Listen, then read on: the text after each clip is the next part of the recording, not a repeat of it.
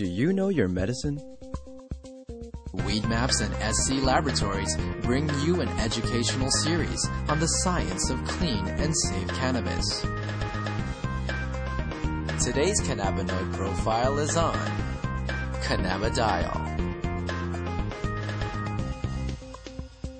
Cannabidiol, or CBD for short, is the second most prominent compound found in the cannabis plant.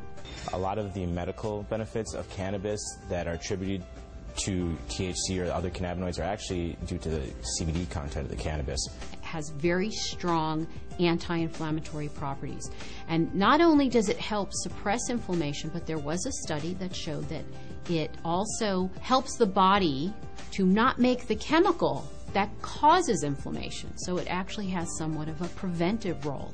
Cannabidiol has also been found to have anticonvulsant properties in that it can reduce the seizure threshold for a number of patients. I've had my own patients who have said that once they started using CBD-rich strains, they have found that they have had less episodes of their seizures. CBD is synthesized in the plant through the same pathways as THC, CBC.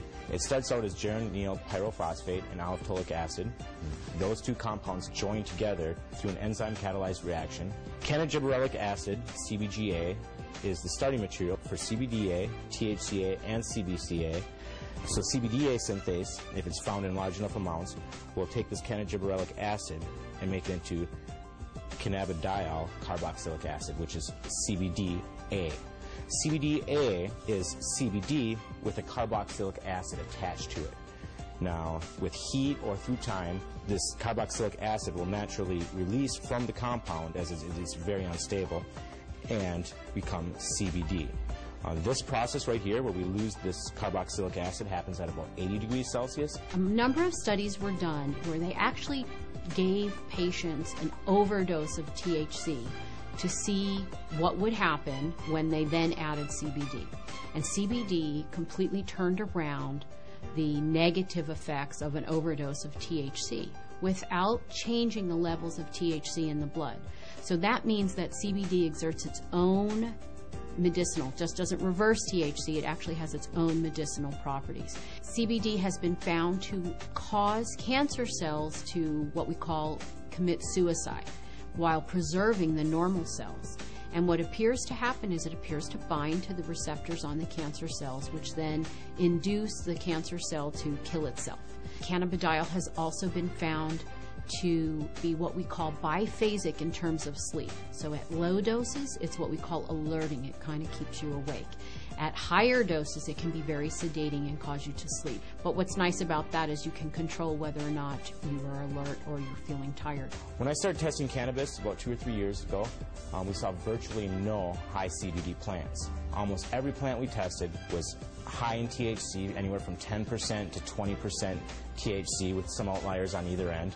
Some plants would have maybe 1% CBD at the max, 1.5% CBD at the max. Now that we've been testing for a while, we see anywhere from 8 to 15% CBD and maybe 5 or 6% THC in these strains. Some strains we get a 50-50 ratio. It can happen in all different ratios, but what it is it's a recessive gene in plants.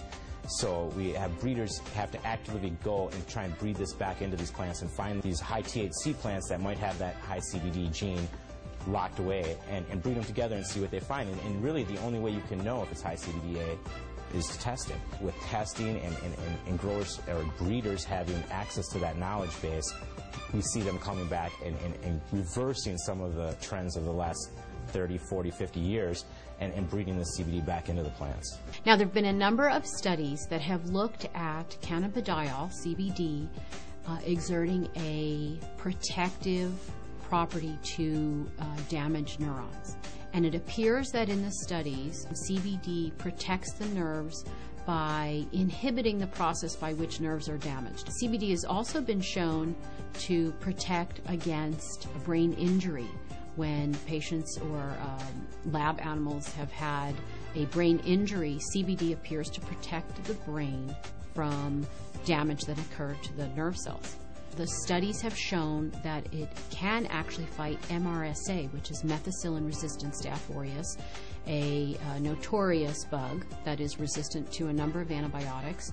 A topical application of cannabis was able to fight the infection, and the MRSA was eradicated from that infection site. SC Labs tests for CBD with a high-performance liquid chromatograph, also known as an HPLC. There's two different ways you can test for cannabinoids. It's either with an HPLC or with a GC. If you hear of someone testing with other methods, it's probably not a scientifically validated method. But the problem with the GC is that the GC uses heat to test for these cannabinoids. And as I said earlier, all the acidic cannabinoids are very sensitive to heat. So the GC can give you no information about the acidic cannabinoids. It can only tell you about the non-acidic cannabinoids. The heat is decomposing these compounds. It's definitely decarboxylating all of them. And you're trying to measure it as these compounds are in a state of flux. And that's just, it's kind of fuzzy. So we use the HPLC because it keeps the cannabinoids in their natural state. They're in their liquid state. There's no alteration. There's no heat or anything like that happening. And so we get a much more accurate and a much more realistic picture of what's actually in the sample that we're testing.